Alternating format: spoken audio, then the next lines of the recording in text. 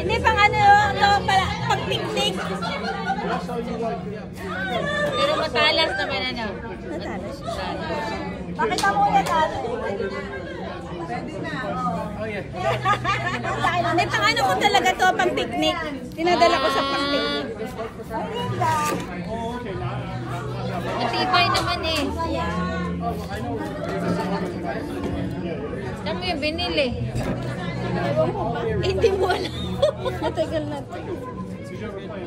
Pang picnic. Ayan. Ika ba, ilalagay ko to sa YouTube.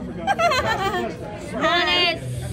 Ano ba tawag dyan? Smallest, Ano bang, may cutter dyan eh. Anong pangalan ng anong klaseng cut, ano yan eh, kutsilyo. kaya lang, ang problema. Anong pangalan ng cut na yan? Pang chopping, ano? Ayaw yata ko umalis sa likod.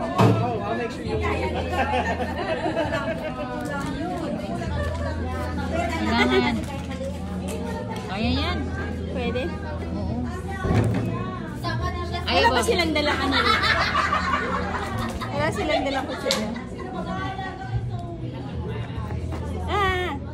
Hindi. Oh, ayan. Yay!